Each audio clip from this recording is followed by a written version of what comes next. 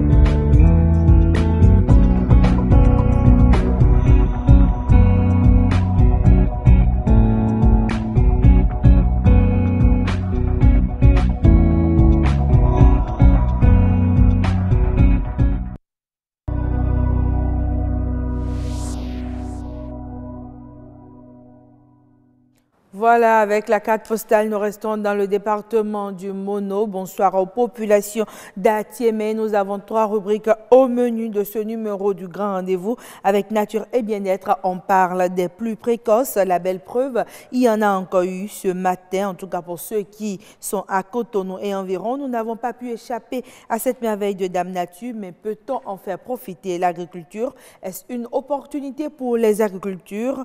L'invité de Nature et Bien-être nous le dira dans un instant. Comment accroître les performances dans les administrations?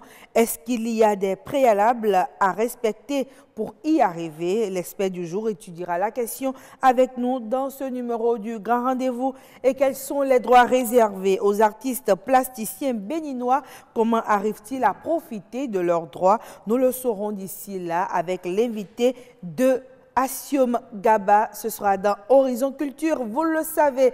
Eh bien, le journal est toujours au menu du grand rendez-vous et ce soir, nous allons encore rester fidèles à cette tradition avec Uvaïs Balogou. Uvaïs Balogou, bonsoir. Bonsoir à vous, Agnat Bello. Nous vous laissons pour la présentation des titres. Merci à vous, Agnat. L'actualité ce soir, eh bien, c'est la récurrente question de la sortie ou non de la zone CFA. À la suite des activistes, eh bien, les économistes de l'université d'Abomey-Calavi se penchent également sur la question. Payez-vous vos impôts? C'est une question banale à laquelle de nombreux Béninois ne savent pas toujours comment y répondre. Et pourtant, les impôts permettent d'alimenter le budget de l'État. La parole sera donnée à quelques Béninois dans cette édition. Et enfin, plus de 300 diplômés de l'école polytechnique d'Abomey-Calavi ont été sensibilisés sur les besoins actuels du monde professionnel. Cela, c'était un prélude à leur sortie de promotion. Voilà pour l'essentiel de l'actualité de ce soir. Voilà, Uvaïs Balogun, Kaïtonus, ce soir, on vous retrouve en pleine forme. On a hâte de découvrir le menu de ce journal à 19h45. Prenez donc le rendez-vous, mesdames et messieurs. En attendant, le premier plateau s'installe et nous renversons la tendance ce soir. Nous allons démarrer avec Horizon Culture. C'est tout juste après ceci.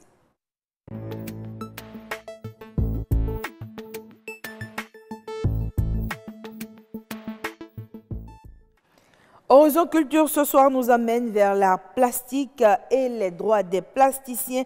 Comment arrivent-ils à bénéficier de leurs droits? Est-ce un chemin de croix pour ces artistes? Nous en parlerons avec Asium Gaba et son invité dans quelques instants. Mais avant, nous allons suivre ce reportage de Fulgencia Routondi qui nous dit tout sur les droits d'auteur. Signature d'artiste au pied d'une sculpture. C'est un réflexe qui permet au plasticien de revendiquer son art. Plusieurs créateurs constatent avec amertume que certaines de leurs œuvres finissent par leur échapper. On se retrouve vraiment à se retrouver plagié au niveau d'Internet parce que les gens piquent souvent ces dessins-là pour pouvoir exprimer ou bien pour illustrer un certain nombre d'articles. Là, vraiment, c'est toujours le problème, c'est que si la personne pique l'œuvre, c'est carrément votre œuvre. Vous la reconnaissez, votre signature en fait partie. Disons, c'était un guide, je crois. Ils ont modifié les dessins sans me consulter. Et c'est vrai, quand j'ai vu l'œuvre, j'ai compris que vraiment, ils ont essayé de me doubler. Une menace qui constitue un frein pour l'épanouissement de ces créateurs d'art visuel. La corporation s'interroge alors sur la jouissance des droits d'auteur. Pour en bénéficier, les plasticiens doivent se rapprocher de leur administration de tutelle. On n'est pas trop rigoureux à ce niveau-là. Ce qui fait qu'effectivement, il y a beaucoup de tricheries, mais ce n'est pas puni. Ce qui fait que les gens continuent à le faire. Et je crois que c'est parce que l'Africain est très accueillant qu'on se permet de laisser les choses comme ça. Effectivement, les artistes doivent se protéger. Les artistes doivent quand même connaître les textes et faire en sorte de se faire gruger le moins possible. Quand les artistes plasticiens s'enregistrent au niveau du Bubedra, c'est comme s'ils sont un peu oubliés. On voit plus les musiciens au Bubedra que les plasticiens. Au bureau béninois des droits d'auteur et droits voisins, Bubedra, on note un manque d'engouement de la part des plasticiens. Le taux d'adhésion frise l'abstention. Au niveau du Bubedra, nous avons reçu au total 118 artistes plasticiens qui sont enregistrés. Il faudrait prendre le problème sur deux volets. Il y a certains qui sont informés mais qui ne s'intéressent pas trop. Il y a certains qui ne sont pas du tout informés. Nous allons continuer toujours l'œuvre de sensibilisation pour les amener à s'intéresser. Je leur demande de faire confiance au Bubedra et de venir faire leurs déclarations. La question de protection des œuvres de l'esprit est d'actualité. Les deux parties ont compris l'urgence et l'utilité de disposer d'une galerie pour permettre aux acteurs du domaine de valoriser les œuvres. Cependant, mettre sur pied un moyen d'identification de leur production devient une priorité. Assem Gaba et son invité nous ont déjà rejoints sur ce plateau et avec lui, nous nous intéressons aux droits d'auteur des arts plasticiens. Assem Gaba, bonsoir. Bonsoir Agnat Bello Onifade, bonsoir chers téléspectateurs. Merci d'être avec nous sur ce plateau. Votre invité ce soir, il s'agit de Philippe Abayi. Il est le président des associations professionnelles des plasticiens et graphistes du Bénin, FAPLAG Bénin. C'est un plaisir de vous avoir sur ce plateau. Merci Gagnat. Voilà, vous nous le disiez tantôt, hein, c'est presque terrain vierge. Tout à fait. On va essayer de défricher. Défricher un peu. Vous savez, Philippe Abayi, bon, tout le monde l'appelle président parce que c'est lui qui gère en fait l'association, la fédération des associations professionnelles des plasticiens graphistes du Bénin. Mais c'est un plaisir en tout cas de vous avoir sur ce plateau. Bonsoir. Je précise que Philippe Abayi, avant d'être artiste plasticien, c'est un peintre sculpteur. Voilà, peintre sculpteur aussi. Alors, mais on n'y pense généralement pas au Bénin, mais les droits d'auteur des artistes plasticiens, pour le commun des Béninois, c'est que quand l'artiste vend ses œuvres, c'est fini, il n'a plus de droit à recueillir là-dessus. On se demande, mais c'est quoi ce concept du droit d'auteur des artistes plasticiens? Expliquez-moi un peu ce que c'est en réalité. Merci. D'abord, lié à un artiste, vous savez, un artiste, c'est un créateur. Oui.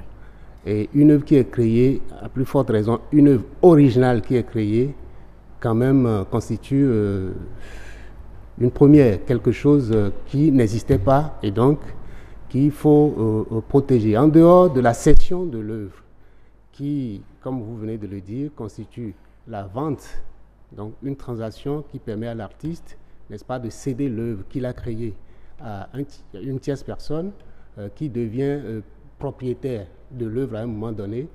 Donc il cède comment on appelle, la propriété de l'œuvre à quelqu'un, mais il continue d'être auteur.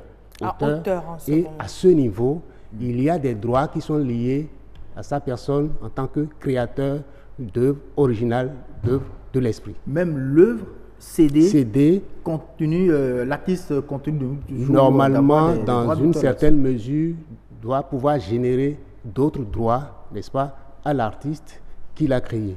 Comment ça peut se passer? Vous savez, tout dépend de ce que celui qui a acquis l'œuvre, n'est-ce pas, fera de l'œuvre après. Une œuvre qui a été achetée, mais qui va tout à l'heure être soumise à une exploitation commerciale, forcément doit générer des droits à l'artiste qui a créé l'œuvre. Imaginez une maquette qui a servi à l'impression de paille. D'accord. Obligatoirement, il y a des droits qui doivent revenir à ce créateur-là, en même temps que celui qui a, n'est-ce pas, exploité l'œuvre à des fins peut-être, comme je l'ai dit, commerciales. Donc, si par exemple une entreprise qui achète l'œuvre et qui met ça dans son rôle, salle d'attente, est-ce que c'est une exploitation commerciale, par exemple? Lorsque vous mettez une œuvre, mettons un tableau ou une sculpture dans votre salon, chez vous, à la maison, eh bien, là, vous faites une utilisation privée. Mais lorsque l'œuvre se retrouve dans une banque, par exemple, pour jouer un rôle, n'est-ce pas, dans cet espace, il y a forcément que l'œuvre contribue non seulement à l'embellissement de l'espace, mais joue aussi un rôle secondaire qui participe, n'est-ce pas, à peut-être drainer du monde dans ce lieu, par exemple. Mais comment on arrive à collecter ces droits-là pour pouvoir les restituer à C'est justement le problème que les plasticiens béninois ont par rapport au bureau béninois du droit d'auteur. Un bureau, figurez-vous que moi, peintre-sculpteur, je suis sociétaire du BUEDRA depuis une vingtaine d'années, plus d'une vingtaine d'années. Donc vous êtes enregistré au BUEDRA? Je suis enregistré au BUEDRA. J'ai la carte de sociétaire du BUEDRA et je déclare souvent mes œuvres, des œuvres que j'estime quand même avoir une certaine originalité, mais ces œuvres-là ne m'ont jamais généré un droit. Vous allez vous demander pourquoi. Et ça dit que ces droits ne sont pas collectés? C'est un peu ça. Or, sur le terrain de la phonographie, les œuvres des artistes musiciens, eh bien, vous constatez qu'il y a des tests, il y a un certain nombre d'arsenals qui permettent quand même de collecter, n'est-ce pas, des droits à ce niveau-là et de les redistribuer aux créateurs, aux auteurs. D'accord, mais je me demande si véritablement c'est assez bien encadré, parce que la question du assume déjà de savoir comment est-ce qu'on a ces droits avant de vous les retourner, justement, c'est pas toujours évident. C'est à quoi? Ça, c'est l'impression personnelle que j'ai depuis quelques années et qui fait l'objet de discussions tout le temps. C'est à croire que au niveau des œuvres d'art plastique, donc d'art visuel, c'est à croire que notre bureau béninois des droits d'auteur n'a pas suffisamment d'éléments, n'est-ce pas, pour explorer et pour défendre. Parce que quand on parle de protection des œuvres d'art plastique, c'est aussi la défense, n'est-ce pas, de ces œuvres-là qui peut générer, selon l'exploitation qu'on en fait, des droits. Moi, j'ai protégé des œuvres que j'ai retrouvées. Par exemple, un jour, j'ai retrouvé une de mes œuvres copiée à la télé dans un ministère. Comment ça a pu se passer? Quels sont les éléments que le BUEDRA avait pour, n'est-ce pas, suivre cette œuvre-là que j'ai déclarée et qui se retrouve bizarrement. Il n'y a pas que les droits qu'on collecte pour vous. Il y a aussi que ces œuvres déclarées ne doivent pas être copiées sans votre autorisation. Pas du tout, sans mon autorisation, non. Pas du tout.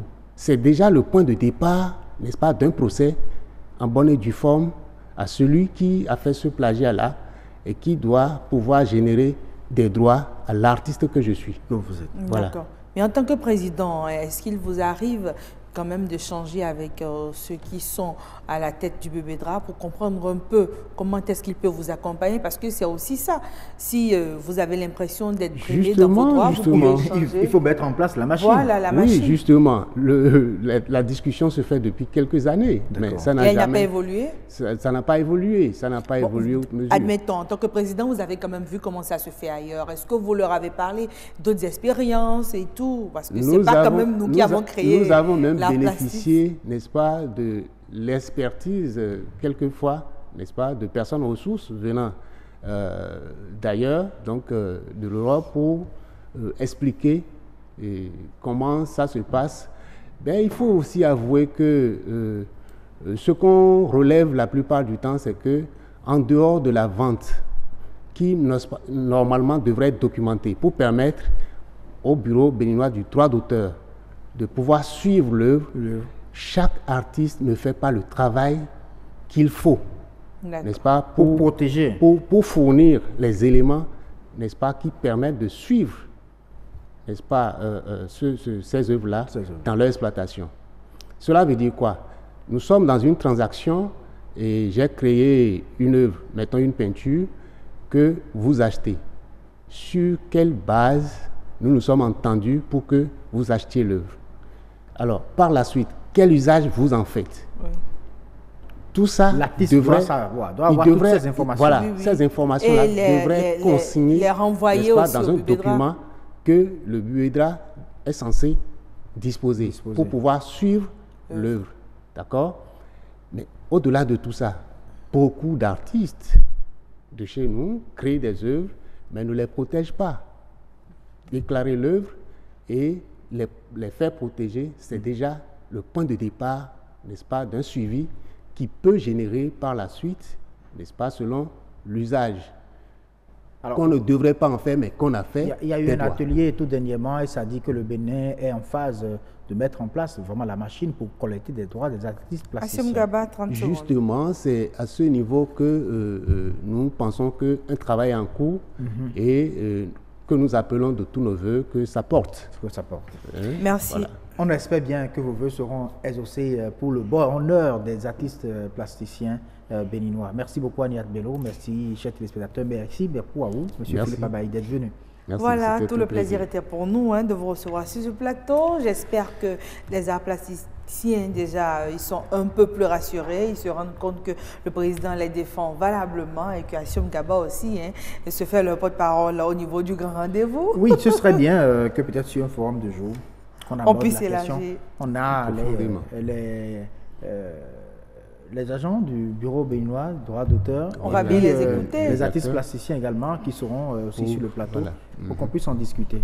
Voilà, mesdames et messieurs, vous l'avez compris, le débat était tellement intéressant sur cette rubrique qu'on n'a pas envie de laisser partir Assim Gaba et son invité. Et pourtant, il faut que le grand rendez-vous se poursuive. La prochaine rubrique à s'installer, c'est l'espère. Mesdames et messieurs, bonjour et bienvenue à cette émission Wikeko. À cause du chômage, les jeunes se sont donnés au travail qu'on appelle l'ANAC. Ce phénomène a pris, depuis quelques mois, une allure vraiment inquiétante. Suivez juste après moi la revue de presse et le décryptage. Tour d'horizon de l'actualité vue par les canards. Mesdames, messieurs, bonjour. Ça ne sert à rien de prendre la décision de reculer après avant de mieux faire. Suivez Wikeko, votre magazine de l'actualité économique sur BB24, tous les dimanches à 11h et à 23h, les lundis à 11h et les mardis à 5h. Lorsqu'on voit des Ivoiriens s'habiller. Pour parler de l'épargne, il faudrait que nous puissions convoquer deux concepts importants, le revenu et la consommation. Peut-on espérer une élimination définitive des sachets plastiques? Quand vous dites que chacun est né avec son travail, est-ce parce que vous n'êtes pas né avec le journalisme qu'au fil des temps, vous avez laissé le métier de côté? Au-delà de la production d'énergie, le taux d'électrification reste encore faible. Par rapport aux réformes dans le... L'entretien sur BB24, c'est tous les dimanches à 22h, les lundis à 10h, à 16h30 et à 23h. Couverture sanitaire universelle. La volonté du Vaudou s'exprime à travers une consultation du FA.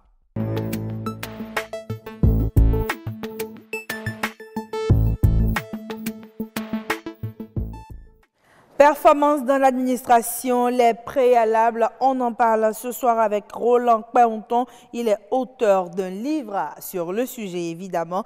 Bonsoir. Bonsoir, Madame Mariette. C'est un plaisir de vous avoir avec nous sur ce plateau. Plaisir partagé. D'accord. Alors déjà, avant tout, je me demande qu'est-ce qui vous a motivé à écrire un livre sur l'administration publique? Bon, un livre, c'est peut-être un peu surenchérir, mais c'est un document de réflexion. Et de par ma position de citoyen, tous les citoyens sont contribuables. Et l'administration publique, dans son fonctionnement, devrait intéresser tout le monde. Autant les gouvernants, parce qu'ils sont employés en tant que pouvoir exécutif, mais aussi les salariés, qui sont les travailleurs, avec leurs organisations syndicales. Mais surtout, il faut mettre l'accent sur ça, le citoyen lambda, dans les 7 composantes de la société civile.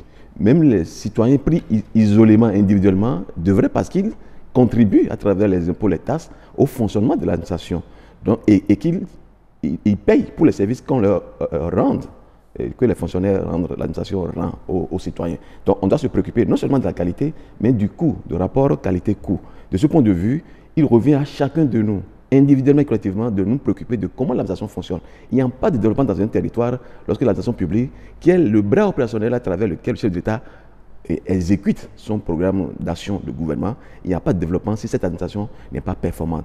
Raison pour laquelle il faut s'en préoccuper, et j'ai l'avantage non seulement d'être citoyen béninois, mais d'être aussi un commis de l'État, donc un fonctionnaire. Et je me préoccupe de la question. Alors en tant que commis de l'État, en tant que citoyen, en tant que contribuable, justement, beaucoup de raisons de s'intéresser au sujet. La performance au niveau de l'administration publique, on en a toujours parlé, même avant qu'on aille aux indépendances, et bien après les indépendances, on continue d'en parler, une forme d'administration intelligente, on veut bien y croire, mais pour vous, améliorer les performances au niveau de l'administration publique, cela passe par quoi? Par une refonte, je dirais simplement pas une réforme profonde du système. Nous avons hérité, vous l'avez bien évoqué dans vos propos, d'une administration coloniale qui était orientée dans les objectifs qui n'étaient pas les nôtres, du colonisateur. Nous avons eu une indépendance au centre, nous avons hérité, mais nous n'avons pas changé les paradigmes, encore moins les postulats.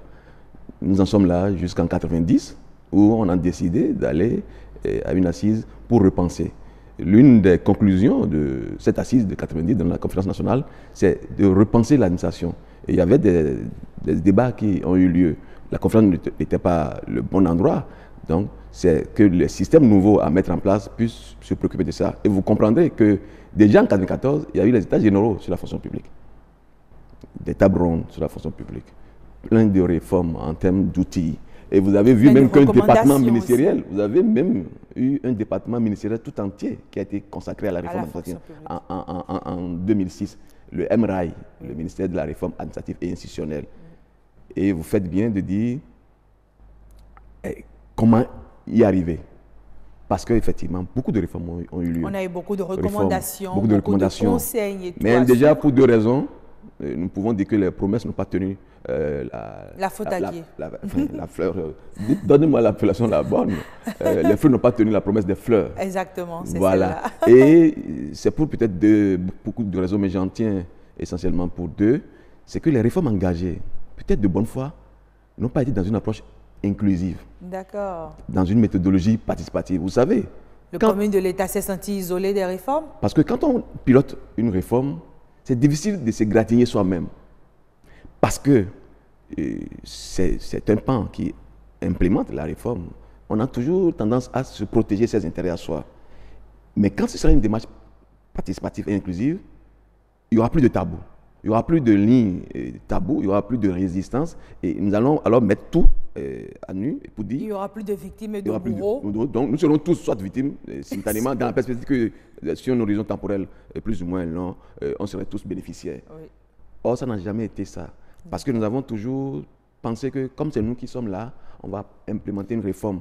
Je ne parle pas de la politique, pas du tout. Ça a été toujours notre démarche méthodologique. Or, une réforme qui doit être pertinente, efficace, elle doit être non seulement audacieuse parce qu'il n'y aura plus de tabou, elle doit être inclusive parce que tous les acteurs devaient être impliqués. Parce que justement, le service public impacte nous tous et les politiques et les ressources de l'État passent par l'administration publique.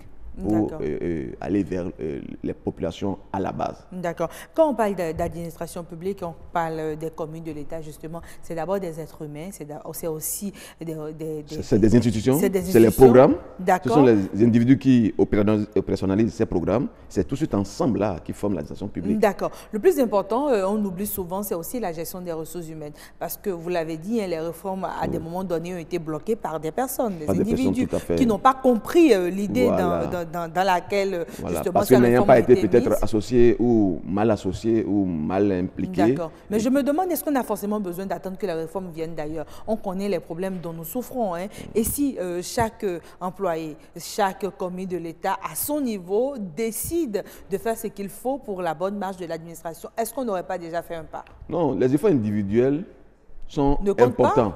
Ça compte important. Mais il faut que nous ayons tous un agenda commun.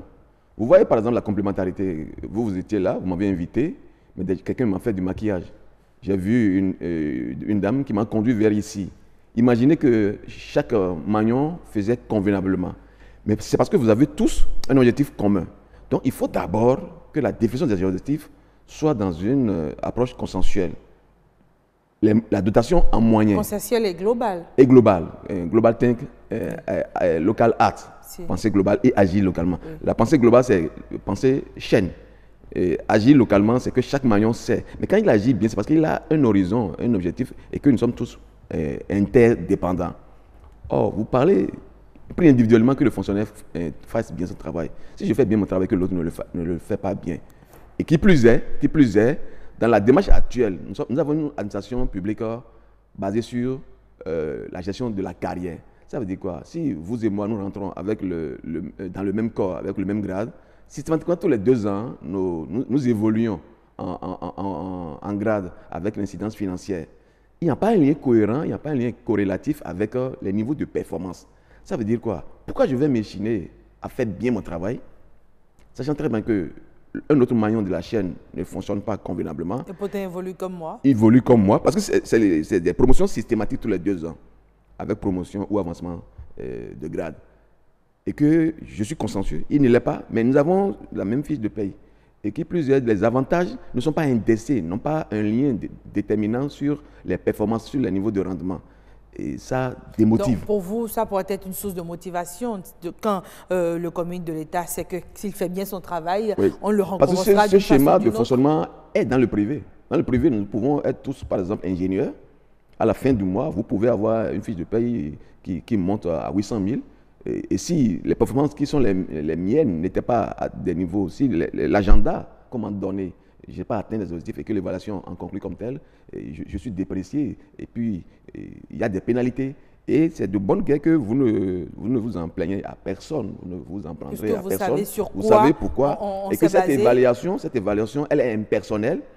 Et il y a un référentiel qui est le cahier de charges qu'on vous a donné et les rendus qui sont au niveau de performance. Quand on fait le rapprochement et qu'il y a des écarts qui sont en votre défaveur, vous n'allez pas vous en plaindre que les revenus sur votre fiche de paye soient affectés, s'en ressentent. Or, à la date d'aujourd'hui, ce n'est pas ce schéma que nous vivons. Et c'est pourquoi il faut y aller. Il faut y aller parce que quand j'évoque la question de l'évaluation, à la date d'aujourd'hui, l'évaluation, parce que je suis dans l'administration publique. Mais on fait l'évaluation. L'évaluation, c'est un schéma bien mis en place, mais il reste que dans l'administration publique, une évaluation devrait aussi écouter le bénéficiaire du service public.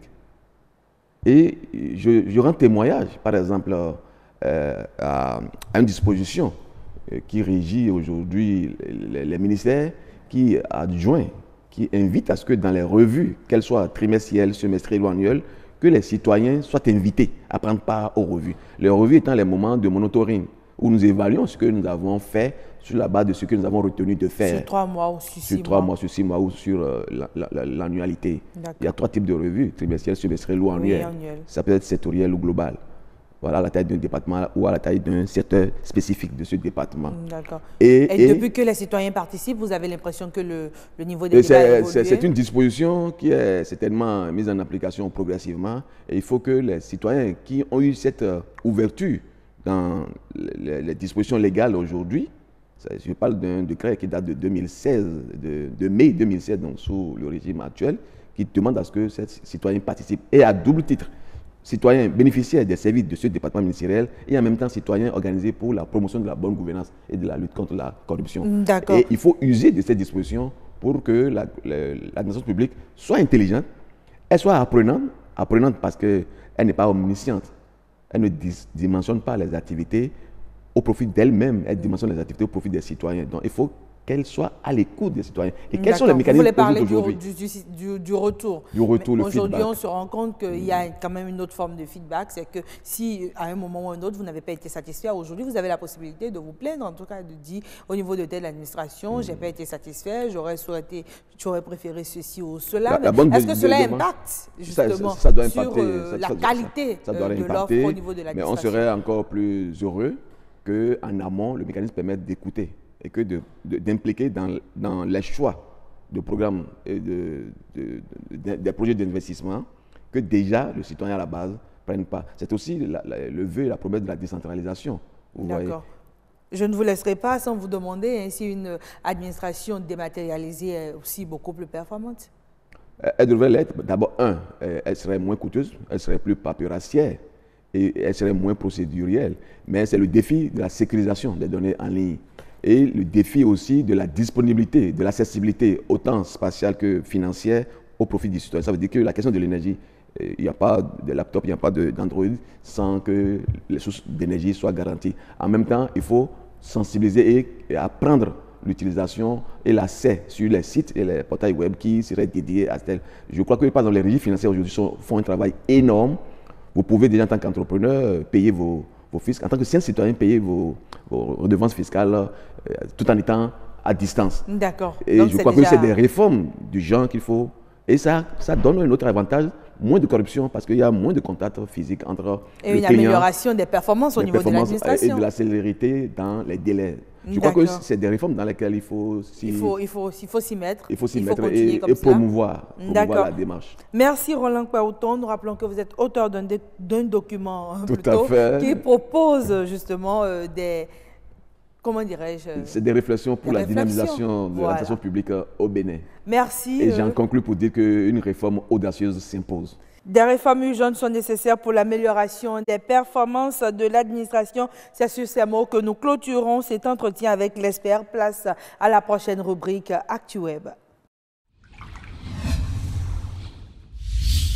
Et bienvenue sur le grand rendez-vous de l'information axée sur le développement. Pour qu'on considère que le cœur a des modifications liées au sport, il faut d'abord une pratique sportive assez fréquente. À midi, je me couche.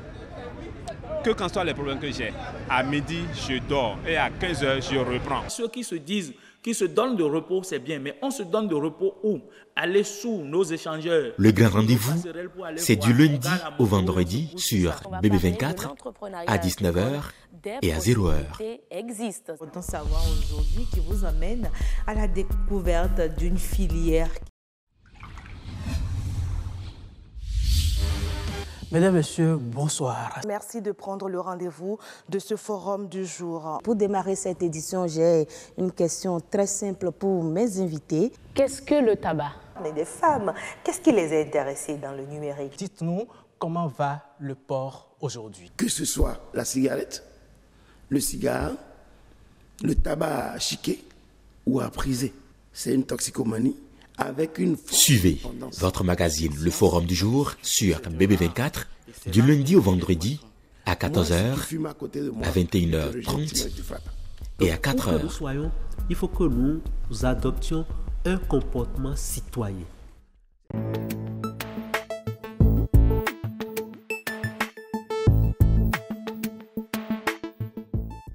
ActuWeb ce soir, nous sommes avec Adonis Bohun. Adonis Bohun, que nous disent les internautes par rapport à la question de la semaine? C'est par là que nous allons démarrer.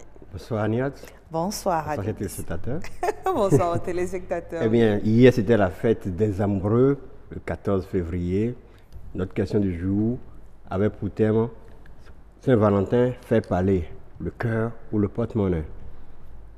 Nous n'avons pas eu assez de commentaires, mais les commentaires que nous avons recensés Nous allons commencer à en parler. On commence d'abord par Marie Ménara. Elle estime que la Saint-Valentin, c'est le porte-monnaie. Elle a fait le choix. Ah, pour elle, c'est le porte-monnaie. C'est sans hésitation. Hein. C'est le porte-monnaie. Elle justifie parce que les 14 février, les hommes offrent des cadeaux à leurs conjointes. Sinon, il y a des disputes entre eux et c'est la fin de leur relation.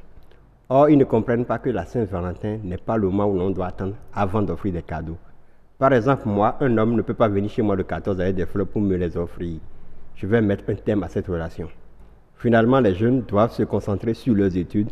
Comment faire pour assurer un bon avenir? De même, il faut sensibiliser les directeurs d'école à passer de temps en temps les 14 dans les classes pour ramasser les cadeaux de la Saint-Valentin et renvoyer ces élèves à ce qu'ils appellent leurs parents, par exemple. Son développement est bien long. Oui. Elle a beaucoup à dire. Mais sur le sujet. J'aime bien cela. Surtout, elle a même donné un exemple de. C'est normal, Adonis Bohou. Puisque vous ne vouliez pas donner de cadeau, l'occasion est trop belle pour ne pas la saisir. Mais vous en donnerez. Par exemple, il y a une école à Tankwa qui fait ça. Donc, les jeunes ne perdez plus votre argent pour des. Bon, je ne veux pas dire le mot. On ne va pas parler de futilité. Non, mais bon. Chacun a son choix. Voilà, donc elle a justifié. Dites-moi qu'il y a quelqu'un d'autre qui a choisi autre chose. Fabrice Dedjedro, quand on jette un coup d'œil à l'historique de la Saint-Valentin depuis le XIVe siècle, je n'ai aucun grief contre cette fête. L'amour est la plus belle chose que l'on puisse vivre dans la vie et mettre un accent sur elle. Ah, mais c'est bien, mais lui n'a pas fait de choix. Hein. Non, il n'a pas fait de choix. Il dit son amour pour la Saint-Valentin. Oui. Mais Adonis, vous-même répondez à la question. Non, attendez, finissons d'abord avec les internautes. Jean-Marie Ncha, la Saint-Valentin, c'est le jour d'échange d'idées et non de libido. Donc, ne soyons pas pornographes, donc cesse de côté. Mais il n'a pas répondu à la question. Lui, il a dit peut-être la troisième. En fait, Saint-Valentin, c'est 3 choses. Oui. Cadeau, amour et ce que vous savez. Elle saoule Suleiman, les deux, car pour cette fête, il faut avoir un ou une amour avant de procéder aux dépenses d'argent. Ah d'accord, donc pour ceux qui n'en ont pas... Pour ceux qui n'en ont pas, eux, ils estiment que c'est les deux, aussi bien le porte-monnaie que le cœur. Matt Pokora, je crois que le sens est déformé. Puisque cette nuit, un grand nombre de filles perdront leur virginité, d'autres contracteront des IST, MST, voire grossesse par inconscience. Mais il faut que les filles se détrompent et sachent que le 14 février n'est pas encore une bénédiction nuptiale. Donc attention et conscience totale. Ce n'est pas encore une bénédiction nuptiale. D'accord. Mais en attendant, qu'est-ce qu'on fait? On choisit quoi? On choisit l'argent ou on choisit l'amour à la Saint-Valentin, Adonis Bohou? La conclusion, c'est quoi? En fait, la dernière fois, je l'avais évoqué ce cas avec Asium. Je disais, la plupart des femmes iront vers le porte-monnaie. Les hommes iront vers le cœur. Vous êtes sûr? On a des gigolos aussi maintenant, hein? Non, mais attends, je parle en termes amoureux. En termes amoureux. En termes amoureux, des jeunes amoureux. Vous voulez dire que la femme, elle aime beaucoup plus l'argent que l'amour? Que les femmes m'excusent, parce que je sais que si je vais quitter ici, je risque d'être frappé. Mais les femmes sont... Je vous dis, on est nombreuses déjà à vous attendre à la sortie. Mais les femmes sont omnubilées par les cadeaux lorsqu'il y a les fêtes. Saint-Valentin, la fête des mères, la fête de la femme. Le cadeau n'est pas obligé d'être coûteux, c'est d'abord le geste qui compte. C'est ce que je dis. Vous parlez toujours de cadeau. On peut juste se souhaiter bonne fête de Saint-Valentin, ça s'offrir des cadeaux. C'est déjà aussi un cadeau. S'offrir bonne fête. J'imagine. Il y en a qui ne le feront même pas, ça. Adonis. Non, j'imagine que vous n'allez pas recevoir juste une bonne fête de Saint-Valentin, mon amour, et que la discussion s'arrête là. Je suis sûr que toute la journée, il y aura bout. Vous connaissez. Adonis Bohou, ce qui est sûr, les internautes se sont prononcés, on les a écoutés. Pour eux, c'est beaucoup plus une question d'argent aujourd'hui. Certaines personnes ont pensé beaucoup plus à l'argent. Une personne a parlé de cœur, les autres ont parlé de cœur et d'argent. Une dernière personne a préféré aller sur le 3e volet. D'accord. Voilà, Adonis Bohou, c'était donc là quelques avis des internautes sur le sujet de la Saint-Valentin. Mais est-ce que c'est tout, Adonis Bohou? Je vais partager avec vous quelques publications qui m'ont fait rire sur la toile. La première, c'est une publication sur Twitter. Hier, un homme m'a dit « Bonjour, je voudrais acheter un cadeau pour ma fiancée, mais je ne connais pas ses goûts. Vous trouvez ça normal? Pauvre femme. » Ouais, ça rejoint ce que je disais par rapport aux femmes. C'est une femme qui a écrit cela. La femme, c'est souvent les cadeaux, le porte-monnaie. La seconde publication, c'est de l'ONU Femmes qui estime, en ce jour de Saint-Valentin, que l'amour, ce n'est pas le contrôle, ce n'est pas la manipulation, ni la violence. Bon, la violence, je suis d'accord. Le contrôle, un peu parfois quand même. Hein? Adonis, bon. Et aussi une dernière, c'est de l'ONU, Nations Unies, que tous les mariages ne sont pas une fête. Donc il faut profiter pour dire non au mariage des enfants. Je suis d'accord avec vous, Adonis Bohou. Merci d'avoir partagé ces publications-là avec nous. Mais je crois qu'on a d'autres informations, d'autres actualités. Un peu moins joyeuses quand même. Un peu moins joyeuses. Nous revenons sur le drame qui s'est déroulé dans la journée du mercredi 13.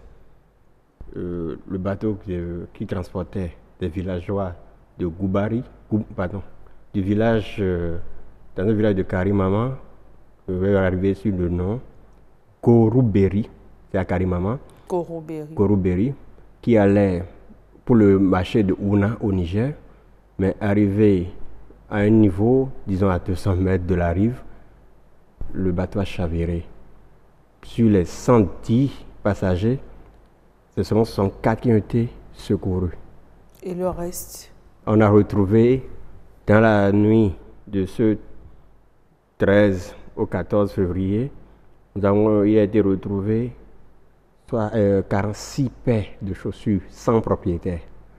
46 paires de chaussures sans propriétaire. Ça veut dire 46 personnes qui sont on retrouve les chaussures, mais on ne retrouve pas les corps. Puisque les chaussures flottaient sur l'eau. On a pu les récupérer. Mais bon, aujourd'hui, grâce aux interventions des sapeurs-pompiers et des unités de plongeurs qui sont venus, qui ont quitté Cotonou pour aller rejoindre le site du drame, ils ont repêché le corps d'une dame sur les 46. Donc, il reste encore une quarantaine de personnes. C'est dommage, hein? Je suppose que les heures qui suivent nous édifieront davantage sur l'origine du drame. L'origine, bon, selon les regroupements qui ont été faits par notre correspondante de Radio Bénin, Solange Kayalagwe, cela est dû d'abord à une surcharge de la pirogue, puisque la pirogue devait transporter au maximum 50 ou 60 personnes. Et on est à 100. 110, plus maintenant les bagages. Il y a aussi la condition météorologique selon le conducteur qui a dit le vent est la cause du drame. Mais bon, il y a aussi l'homme aussi qui est dedans, la faute humaine. La faute humaine, c'est d'abord la faute aussi aux passagers qui ont vu déjà la barque pleine et qui sont quand même rentrés dedans. Si c'est déjà une habitude chez eux, c'est le seul moyen de transport qu'ils ont. D'accord. Il n'y avait qu'une seule barque. Je ne saurais le dire, mais bon. Mais est-ce qu'il y a des internautes qui se sont prononcés sur le sujet? Nous n'avons pas eu, parce que c'est une nouvelle très triste. Moi, j'ai une compassion par rapport aux familles des victimes. Espérons au moins qu'on puisse retrouver les corps. Moi, j'ai vu, par contre, je ne sais pas si vous l'avez vu aussi, les images des chaussures.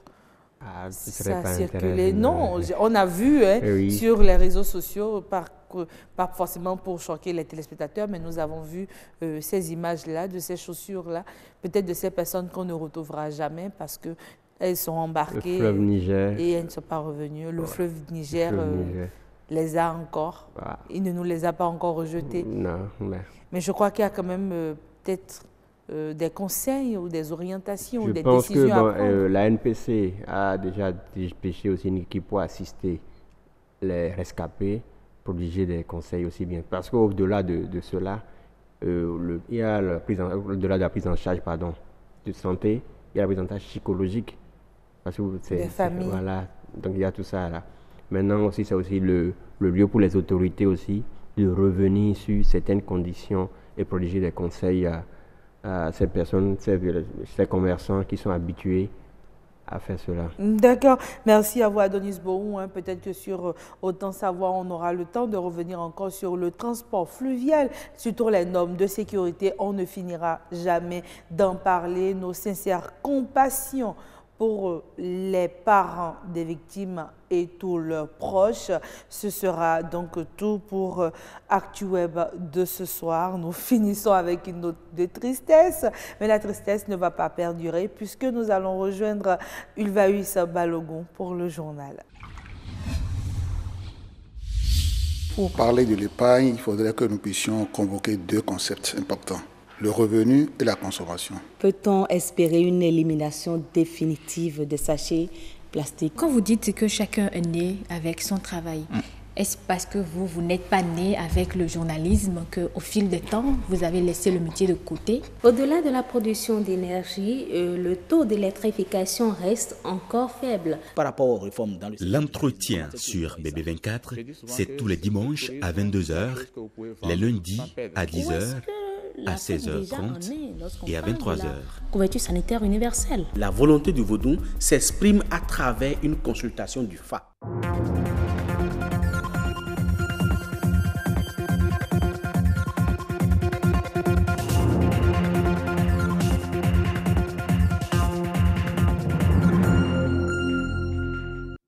Bonsoir à toutes et à tous. Merci de préférer BB24 pour vous informer. Voici le sommaire. L'Afrique doit-elle sortir ou non de la zone CFA? Eh bien, la question fait débat au sein du monde universitaire. Les économistes ont des positions parfois tranchées sur le sujet.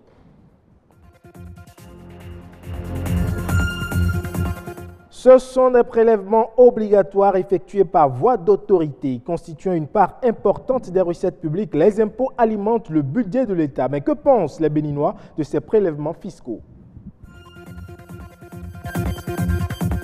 Enfin, plus de 300 diplômés de l'école polytechnique d'Abomey-Calavi et PAC bientôt sur le marché de l'emploi. Mais avant, ils ont été sensibilisés sur les besoins actuels du monde professionnel.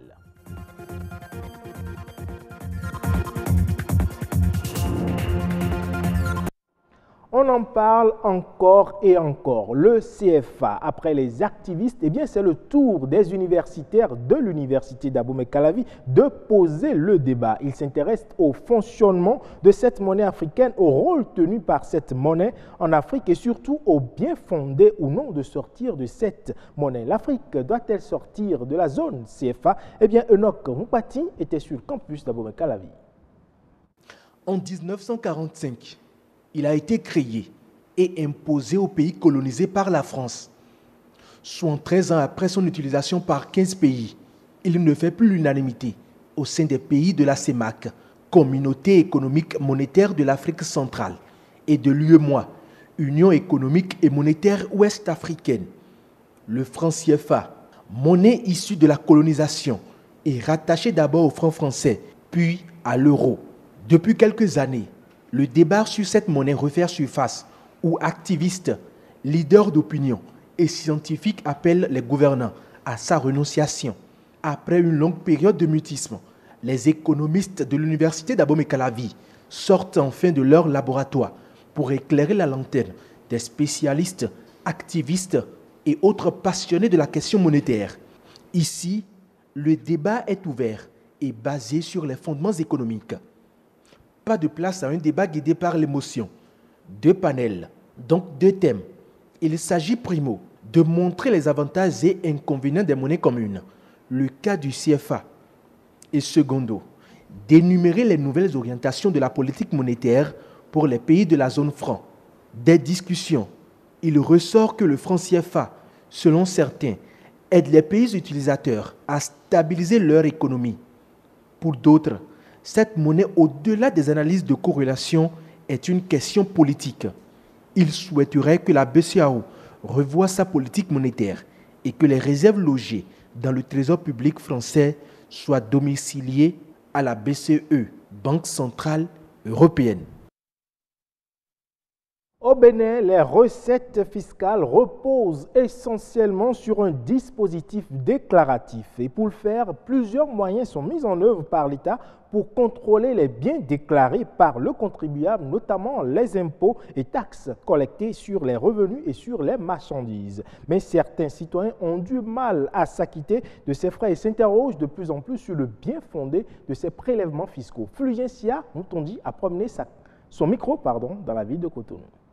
Ce que je propose, moi, en tant qu'opérateur économique, c'est que l'État nous facilite un peu de tâches par rapport pour payer les impôts, c'est-à-dire, même si c'est trop, de revoir ça un peu parce qu'on doit forcément payer. C'est une obligation. Tout le monde veut payer les impôts. Il faut sensibiliser plus les gens et que vraiment les agents des impôts, l'État d'accord, mais c'est ceux-là qui ont en charge d'aller, les béninois même, ils vont déclarer, et ceux qui sont censés aussi de corriger, de recenser les informations sur le terrain, qu'ils fassent vraiment du bon boulot, qu'ils ne fassent pas 2 poids 2 mesures. Voilà. Il faut faire comprendre également aux gens que de considérer les impôts comme des partenaires, des amis avec lesquels il faut discuter, il faut échanger. Il ne faut pas avoir peur de servir des gens des impôts. Non, déjà des impôts, vous savez, le jour où le contribuable va décider de ne pas aller vers le service des impôts, ben, ils vont fermer les portes. Ils vont fermer les portes parce qu'ils ne sont rien sans le contribuable. Donc le contribuable doit sentir quand même qu'il a un pouvoir de négociation vis-à-vis du fisc. Nous allons demander au gouvernement de surtout accompagner la population en essayant de revoir les taux à prélever sur les TVA et autres recettes pour pouvoir faciliter aux jeunes entrepreneurs et aux jeunes et à la population qu'il faudrait véritablement entreprendre de pouvoir s'essayer et de prendre goût surtout à l'entrepreneuriat. C'est une maladie neurologique qui touche environ 40% de la population. On parle là de l'épilepsie qui se manifeste par des crises pouvant prendre la forme d'absence ou de convulsions. Extrêmement imprévisible, cette maladie peut devenir un véritable handicap socio-professionnel. Quelles sont donc les causes de l'épilepsie et quoi faire pour atténuer ses conséquences?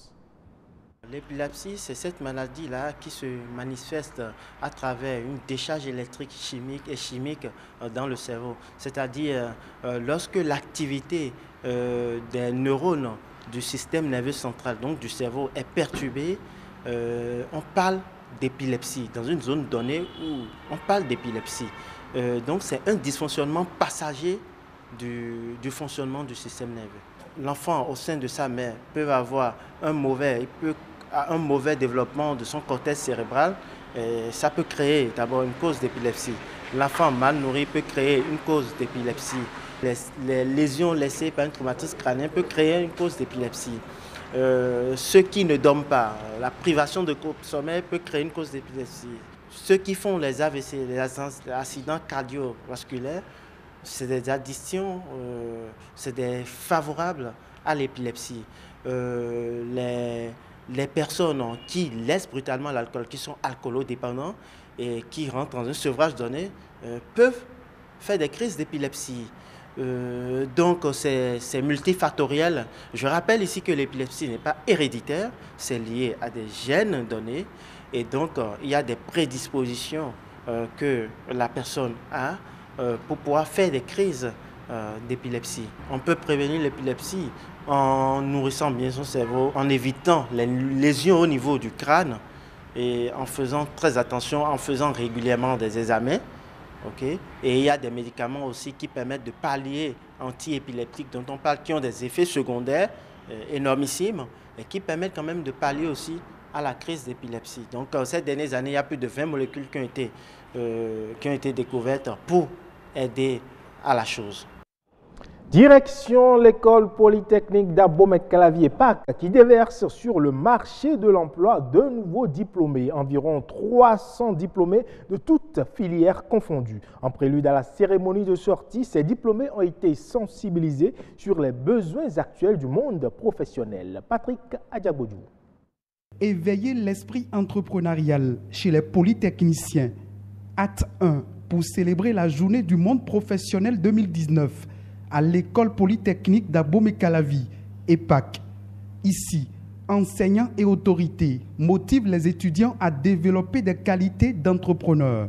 Les polytechniciens sont des gens formés pour transformer autour d'eux. Sont des gens formés pour identifier les problèmes et y apporter des solutions. Et pour ce faire, il faut vraiment avoir une certaine curiosité. Il faut savoir écouter. Et il faut savoir réellement être disponible. Des qualités que les étudiants finissants sont appelés à intégrer dans leur vie d'après l'université pour mieux s'insérer sur le marché de l'emploi. À travers l'installation de ces stands, l'EPAC met en contact étudiants et acteurs du monde professionnel. L'initiative vise 2 objectifs. La valorisation des filières de formation professionnelle de l'EPAC et la création d'un espace de dialogue avec les acteurs du monde professionnel.